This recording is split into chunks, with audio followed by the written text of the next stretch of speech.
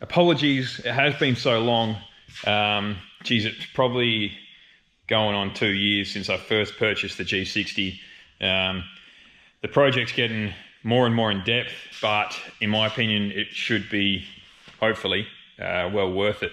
So I'll run you through the plan for today, well, for the next few days. The GQ is back in the shed. We're going to use a fair bit of it. The reason being is, well, it's a GQ chassis, clearly. So in my opinion, and a few other people I've spoken to that have got a hell of a lot more knowledge than me, we're going to use the firewall basically from windscreen, well, somewhere windscreen down, and the full floor pan to back of the seats, with a little bit of an extra cab sort of a setup. And then, so the idea today is to basically make a cut pretty well somewhere here behind the seats with a little bit of extra space, straight through the guts there. And I'm going to make the same cut up on the roof because it's only a possibility, but I may be able to use that roof skin. It does have a slight contour, as does the G60 have a slight contour as well. So I may be able to use it. Have a look at that. Because I stuffed up with the forklift, bring it in here, it does have a dent in the roof, but I will use it, well, I will keep it just in case. But yeah, that's the general plan for today. So I have started drilling out a few of the spot welds here, but yeah, seals are coming off. This was my little whoopsie daisy here, bringing it in the shed after I've gurneyed it all out. I drove too far over. This was sitting on the ground. I drove too far over and got the bottom of the mast of the forklift hooked on this, didn't realise. And then I was lifting from up in here. So this whole section's just been stretched a little bit. I was annoyed at myself, but it's probably not gonna matter anyway. So yeah, floor pan of the GQ, firewall of the GQ, and then we'll work out what we do with our fenders for the front end. They'll probably get remade. I'm also consulting with an engineer at the moment because I do not want to do things twice, and I don't want to get things all sweet to my knowledge and then engineer says, sorry mate, that's all wrong. Things like seatbelt mounts, they obviously have to be structural. And yeah, any welding with the chassis, just want to consult with him to make sure that it's all above board and whatever. The plan is to basically get this body, the rough body done. Any welding with rear coil towers, I want to get all that welding done on the rear coil towers. What else was there? Long arm kit. Basically want to get the chassis blasted, coated, but obviously don't want to have to be going backwards and then buffing off the coating, which I'll probably go Raptor or something like that. Don't have to buff that off and then to do more work on it. So a bit of forethought. The good thing about it is the GU, which I've had for, just over 10 years, I think. I know a little bit about how I want it set up, so that's a bonus. I sort of know what's on the market as well, so yeah, time to get into it.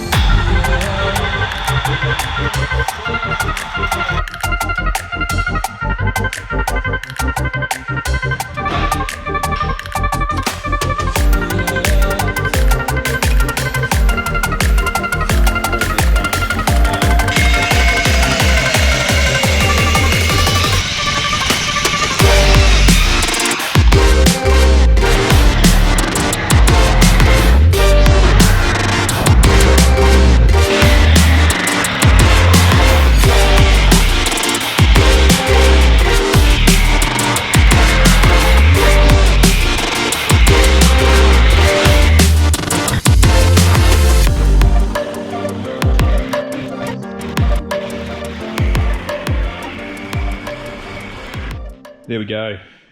Hopefully that's far enough back, but that's where I've, as you just saw, cut that down there, split the back off. That piece can go for now. Get Marco in here at some stage to help me lift that out. Now, I've just started unstitching bits and pieces here on the side. I want to get rid of these seals and I'll have to create my new seals. So that one still needs to come off at the bottom. This one around here is complete still, so you probably would have seen on your rigs, but all these little spot welds, what I've been doing is just drilling like a 6mm hole straight through the middle of them, and then it pretty well splits apart. That with the help of a bit of a cold chisel in between there. So that whole section, see if I can get you a closer look here. So this section here comes down, out, around, and down, and it's spot welded to both sides. So that's the seal that I want to get rid of, and then I'll create that section again to suit my doors from the G60, which will incorporate the, well, A and B pillars. Obviously these ones are created for the GQ, so they're not going to work. They have to suit this, but I'll be able to use pieces of this, well, I guess you'd call that the B pillar. Doesn't really continue up, but yeah, the A and B pillar for these will have to get molded and morphed onto this. It's actually quite interesting cutting a car apart. You can see how they're put together. But yeah, it's just a series of sheet metal, press folded, and tacked all together pretty well, spot welded together. Yeah, quite interesting.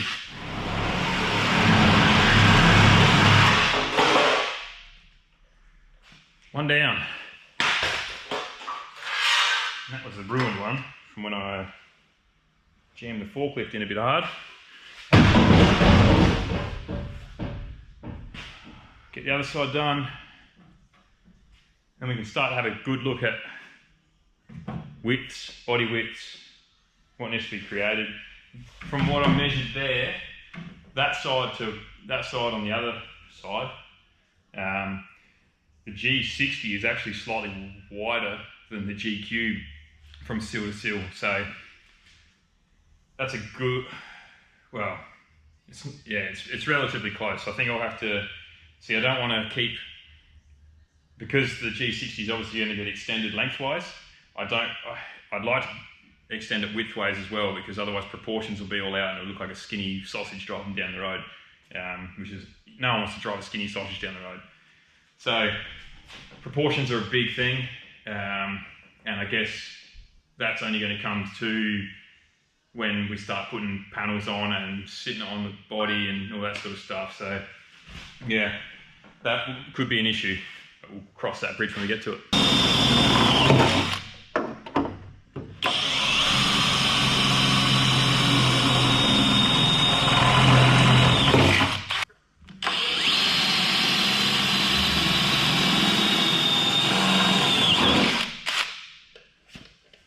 Okay, so these were where all the spot welds were, and then previous owner had done a bit of rust replacement or rust repair on this seal, so he's just folded up, I don't know it was a he because I don't know him, he's a good mate of mine.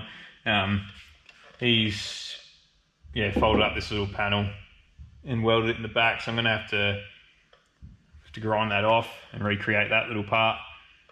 But yeah, there's a fair bit of rust in these floor panels,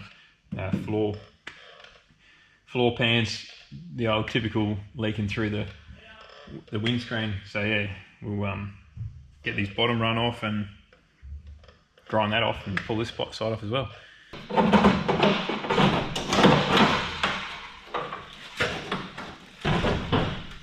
Come on. There we go. I think is what we're going to have to do. Just looking at that's freaking annoying. Looking at the G60 here, it's handy having them right next to each other. But pretty well, I'm going to cut that out of the G60 as well as this section here, and then create the seal in between them. A pillar would be first, I reckon. But yeah, like I've said before, I'm just winging this. Never done it before, but hey, you can always stick steel back together. Okay, so it's been a busy couple of days. Done a lot. Get that out of our way here. That has been a hell of an idea to put them two electric hoists up there. It's been very handy. Even just with light stuff, just big awkward things like roofs, very handy. But that's not what I'm here to talk about. So it's been a busy couple of days. I'll show you what's going on here. I've pretty well fixed all the rust on this side, bit of crap in the way, and given it basically a coat of primer. It come up pretty good, don't you reckon? Yeah, just like I bought one. All this panel, just got to fix that in down the bottom, but come up an absolute treat compared to what it was. That's all a crock of shit. This is a new body. Well, Nick decided to give up on that body and he's found another one. So we're down here at Dismantling in Adelaide.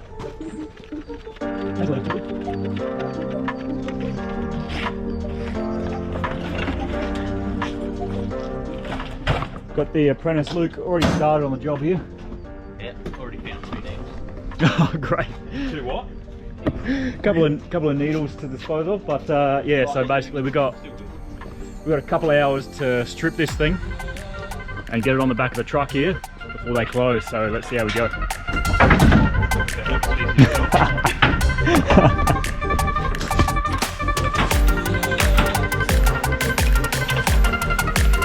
are we looking? Pretty good actually. 10 minutes in? We found used sprangers, we've found needles, a couple $2 coins, Magic Mountain token. South Australians would know what we're talking about there. So no, it's been a good time. Luke, you feel confident 10 minutes in? Luke thought he found a big safer drop. More than confident. He thought we were for probably a 20-minute job. So I think we're 30 minutes in. Yeah.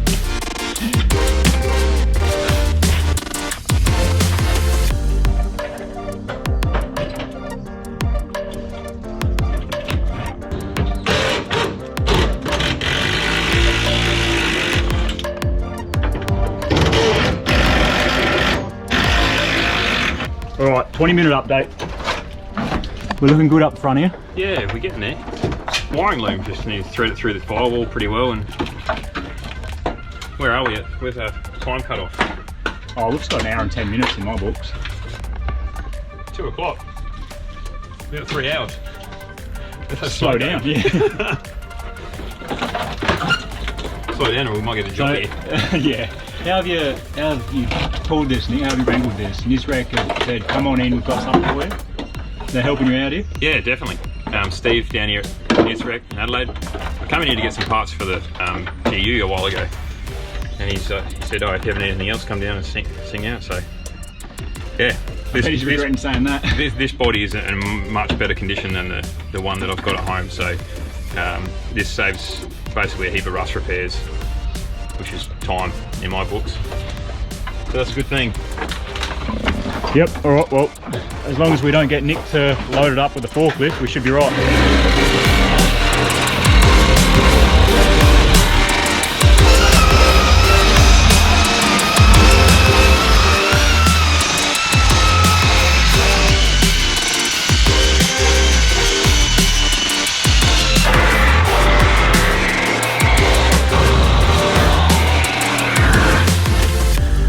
Pretty well there.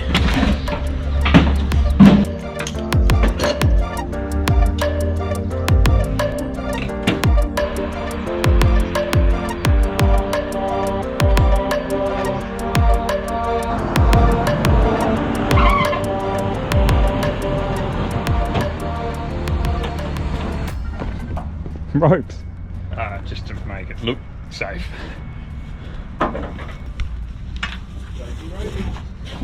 That's like safest houses right there.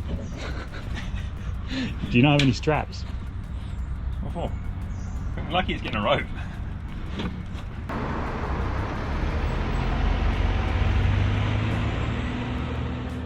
I made the decision the other night that there was way too much rust in there for me to bother fixing, especially when you can still get these bodies in good condition, GQ ones that is. And when I purchased this original white GQ, I bought it purely for the motor, the chassis, the driveline, all that sort of stuff. So I was never going to use any of the body whatsoever. Changed my mind after I thought about it hard and realized that a firewall and a floor well is going to work a lot better if we keep that as a GQ to suit the chassis, to suit brake boosters, everything on the dash mounts back to it. And then we create the G60 around this. So then when I went to, and I decided that that was what's going to happen, I went and started pulling the white GQ apart, the body, to where I am now with this one. And it was just too many hours worth of repairs on something I can still get. That was my mentality. I think I made the right decision. I've got enough rust repairs to do on the G60, the stuff that I'm keeping on that. So I don't need to waste my time when I can find a good condition GQ floor pan firewall section. So that's my thought process.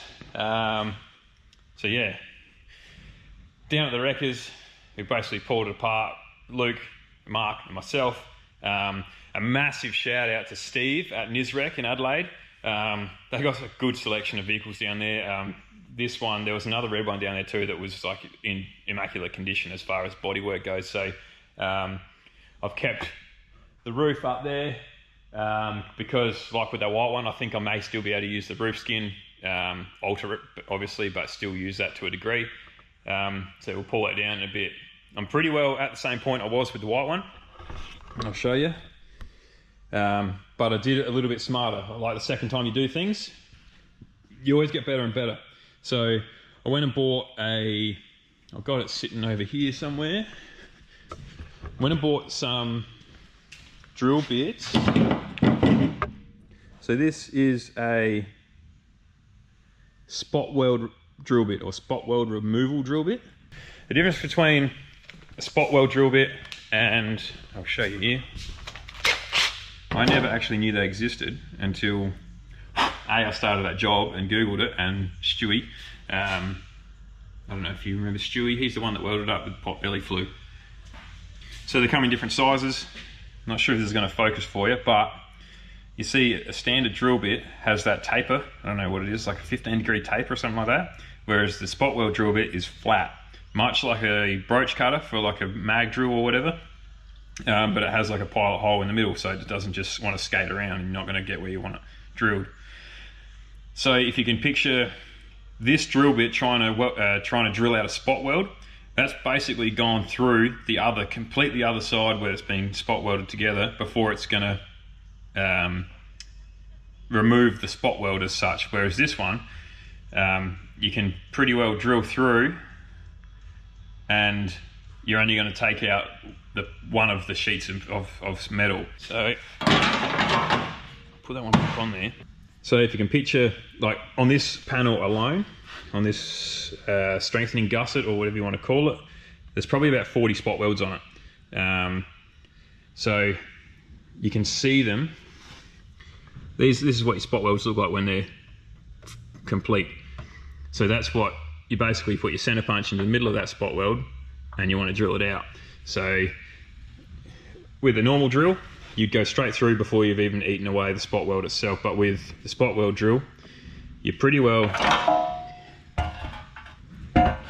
end up with a piece of steel that has all these holes in it. But then the piece that I'm keeping is still complete. Yeah, it does have a few bits of bit of steel taken out there, but the majority of it's still there. If you're not careful when I have done it, you will drill through with this drill bit also. So you got to be careful of your depth, but yeah, like I said, always the second, third, fourth times you do things tend to get better and better. So yeah, I've got that side's all finished, all removed I should say, not finished. I've got basically the A-pillar and seal panel to remove on this side, and then we can start push this out the way, and we need to start removing what we need off of this, and yeah, start merging it over, which is exciting times. So yeah, I won't bore you too much with removing the rest of these spot welds because it's not exactly exciting to do, let alone watch. But yeah, we'll get this side off and we'll get into some exciting stuff.